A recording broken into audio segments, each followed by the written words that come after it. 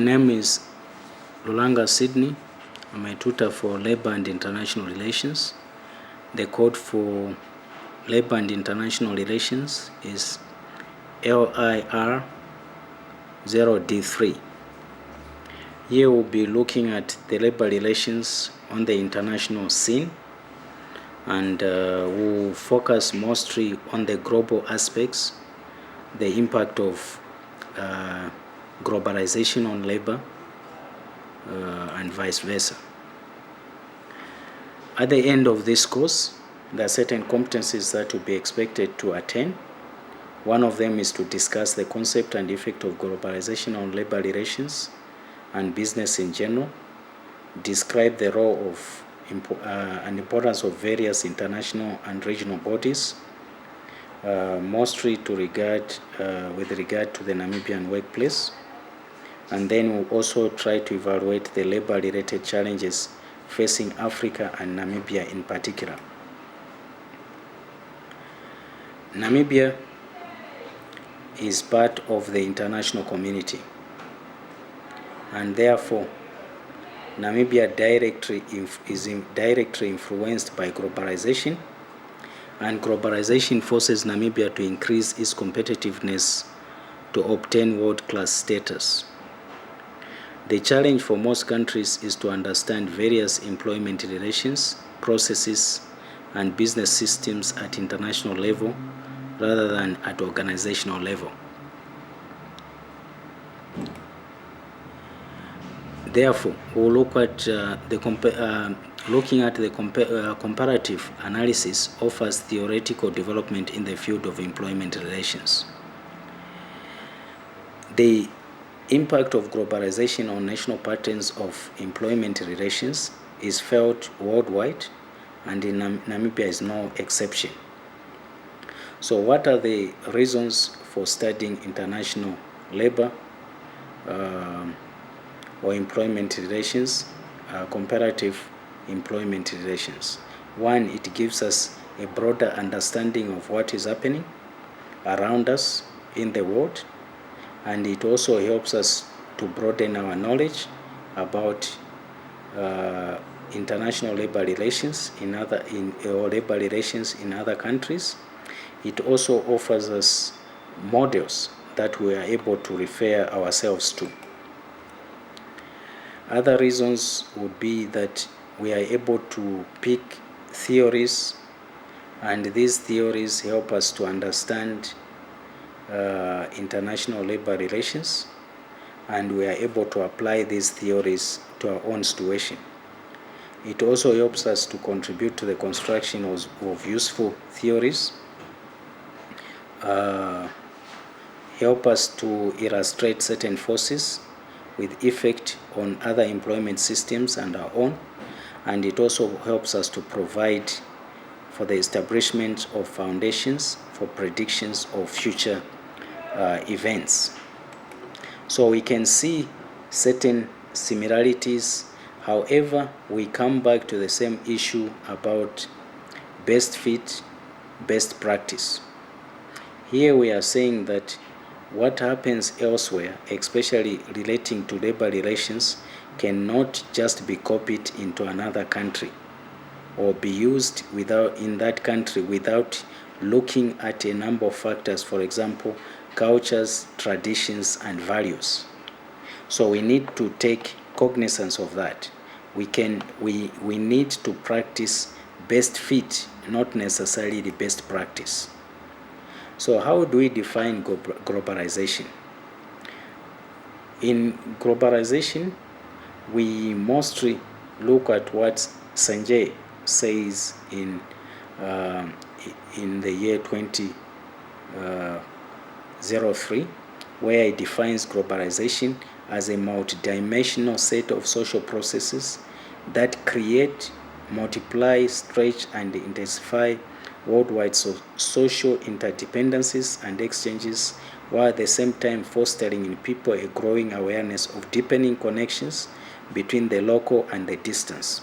So globalization is literally shrinking the world into a smaller village, and it comes in different forms. It talks about interconnectedness and interdependence amongst nations. So globalization makes nations to realize that we are all connected and we all depend on each other. So what is the effect of globalization?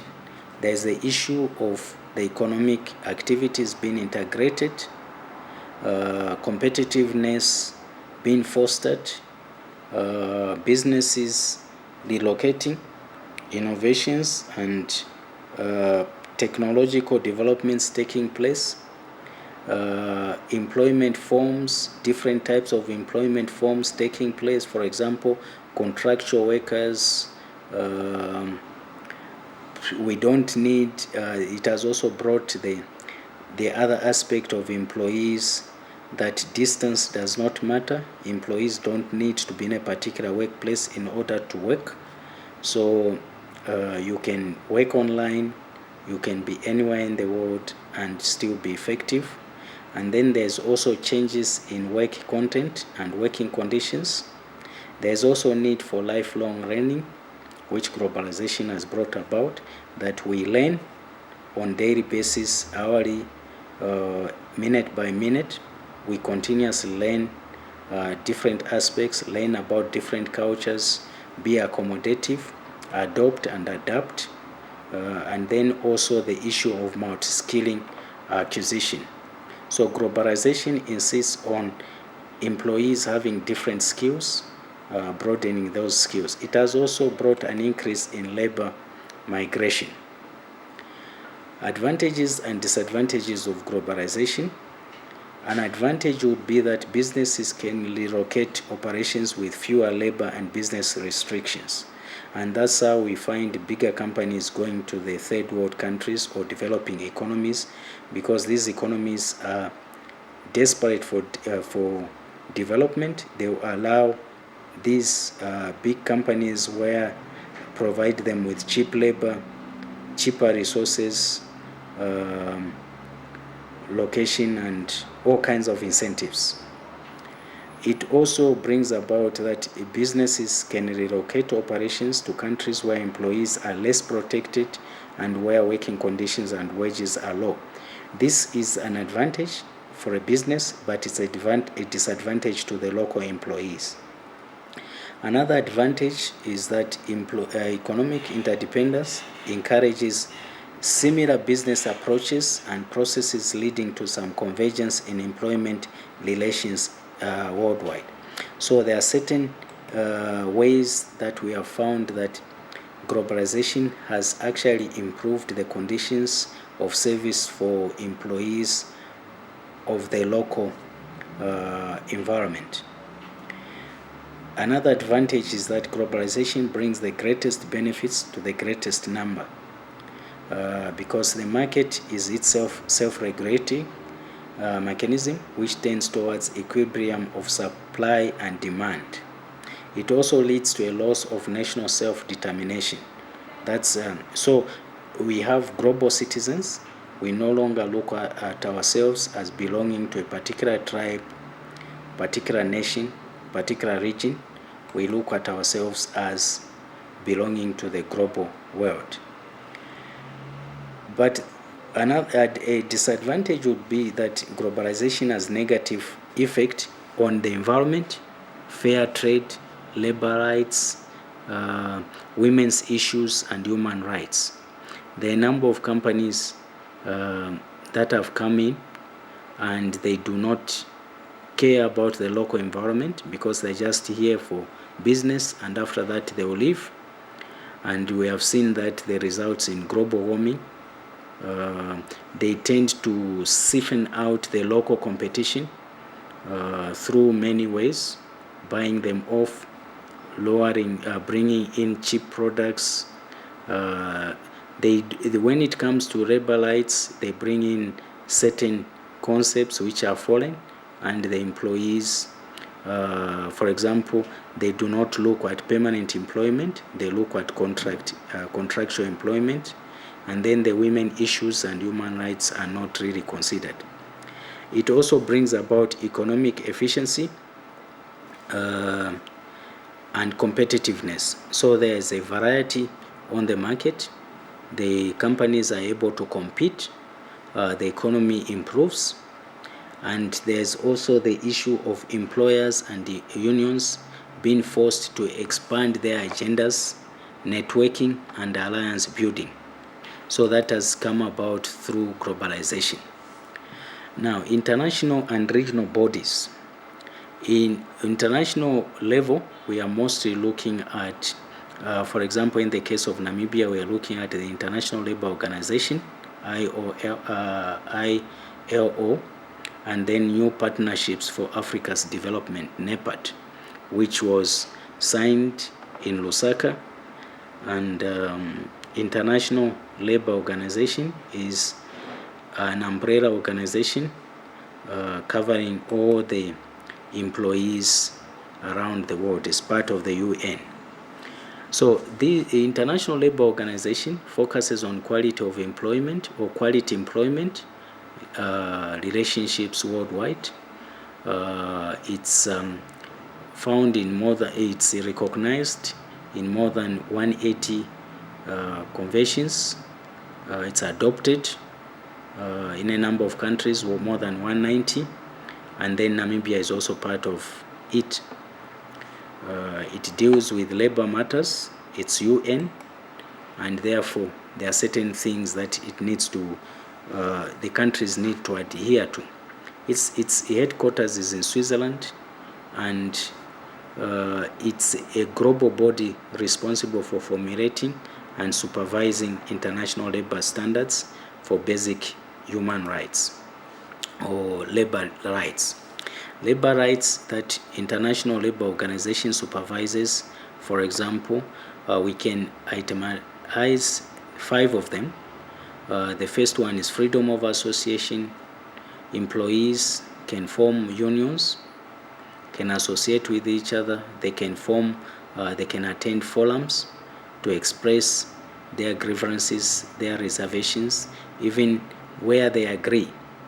Then they have a right to organize. Then corrective bargaining is also enshrined in there. Then it also focuses on the abolition of forced labor. It encourages the equality of opportunity and treatment of employees. International Labour Organization seeks to ensure that labor standards are respected in practice as well as in principle.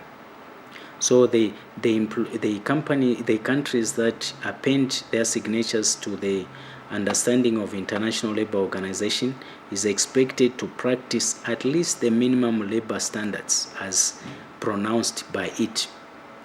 The primary goal of International Labour Organization, it promotes opportunities for women and men to obtain decent and productive work in conditions of freedom, equity, security, and human dignity.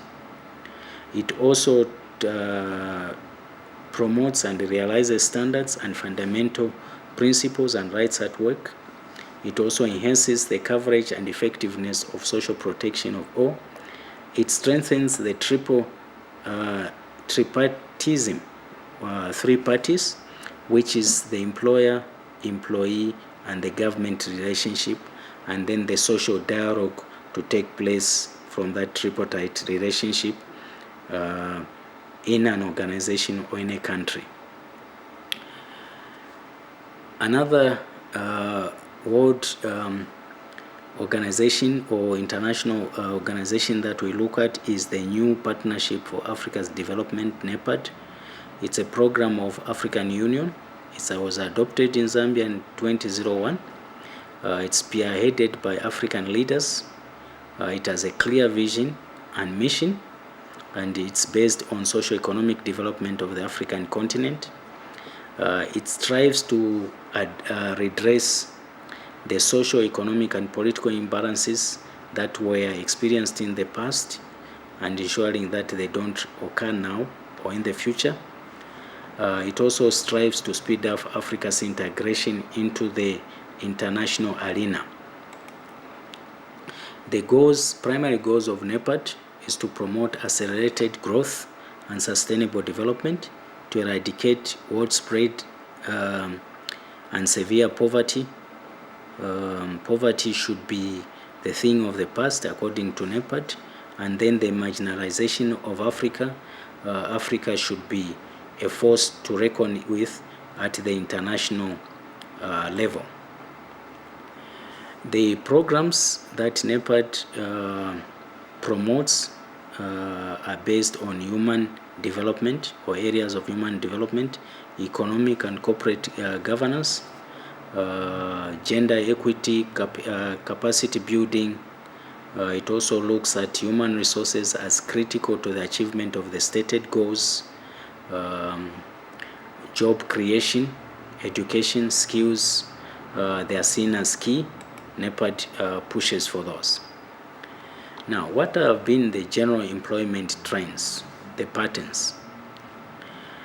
According to the International Labour Organization, the report that was produced some years back in 2010, it shows that worldwide many employment challenges remain unsolved.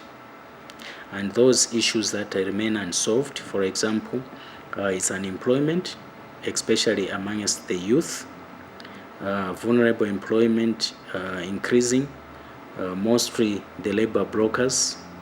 They tend to give a raw deal to the employees, and then the increasing poverty. It also realized that there is the majority of the world population does not have social security coverage. And it's against this background that IOL is focusing most of its endeavors on the creation of decent work agenda. And then it also looks at the developments discussed so far have impact on certain labor relations.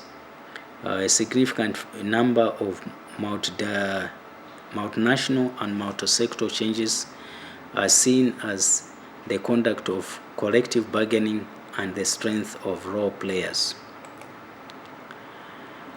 One of the things that has happened of late is the decline of trade unions. Trade unions had reached their peaks in the 1980s, and since then they have declined.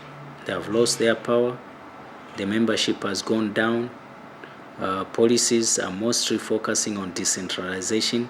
Employees can negotiate their own terms and conditions, and therefore trade unions have been found to be irrelevant. The other reason is that the issue of globalization has brought about companies expanding or going into areas, especially in the third world countries, and you find there are certain incentives that the governments give to these multinationals in order to create base, and therefore there's power inequality that exists between multinational employees and employers, because the employees of the local employees are told not to, they're said not to have certain competencies that these multinationals are looking for, and therefore the local employees are not given a fair deal. It also limits the ability of trade unions to organize employees. It increases in vulnerable employment or unemployment, and then there's also the growth in informal sector, SMEs, small and medium enterprises, where they employ fewer people, and most of these people do not belong to a union. However, in this part of Africa, we have one trade union which is still very powerful in South Africa, called COSATU. Now, with the formation of a rival trade union, we'll see whether COSATU remains a power to reckon with. Still, unions are influential, especially when it comes to collective bargaining, although their membership has gone down. When we look at the international scene, for example, France has realized that in the non-agricultural sector, for example, there are less membership of unions, but even if there is lesser, the bargaining power is very strong. goes for about 90%. On your own, you need to look at other topics that you need to consider. For example, you need to look at the changes in union membership makeup in Namibia. Is union or trade unions, trade unions still very effective? How are the employees organized in Namibia? What about the issue of decentralization of collective bargaining, formation of unions? What are the bargaining levels? And then we also need to look at the brisk countries. You look at those, most of them, there is the issue of rights of employees. Remember, brisk literally stands for Brazil, Russia, India, China, and South Africa. So you look at those.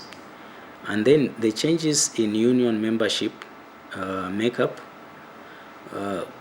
What we have realized, or what unions have realized, is that there are more and more women joining the workforce and more women joining the unions. The membership remains low amongst workers in atypical employment, contract employments, because most of these negotiate their own terms and conditions, and also in the private sector. However, the membership has either remained the same or decreased in the public sector. Employers organizations, also their membership has declined. This is due to globalization challenges. Industries need to be restructured due to increased competition. This discourages unionization or federations. Companies tend to be pressured in doing certain things, and employers are moving away from centralized collective bargaining. The decentralized collective bargaining, mostly you find in European countries which recognize unions. This right is required by law. Bargaining takes place at national industry or plant level, and working conditions are increasingly being determined at the plant level. You see global companies more likely to implement universal patterns of employment relations across their international ventures. There is also the issue of collective bargaining, mostly in the enterprise-based companies. Topics such as wage increases and economic aspects take priority during negotiations. Bargaining agents are trade unionists, employers or employers association.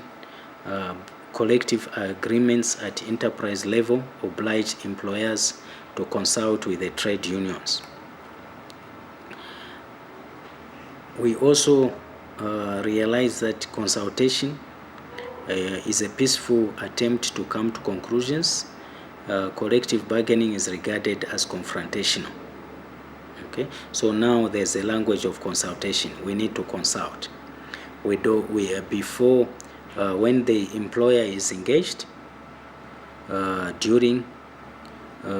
there's a lot of consultation that takes place to try to avoid collective bargaining. Bargaining now collectively at company level, in contrast to previous focus on individual agreements, is encouraged. So the bargaining now is mostly done at individual level. Agreements are done at that level. So unions tend to find themselves to be relevant. So collective coverage is declining. Individual coverage is coming more on scene. And then the issues to do with the coverage rates, such as salaried employees whose employment conditions are affected by collective responsibilities negotiated between unions and employers, reflect fact that bargaining mostly organized mostly on a decentralized basis. Collective bargaining coverage is also a key indicator to of the extent to which national labor relations are organized. There are fewer employees covered by collective agreements today, and this brings about the understanding or changes that we see in the workplace. So levels in countries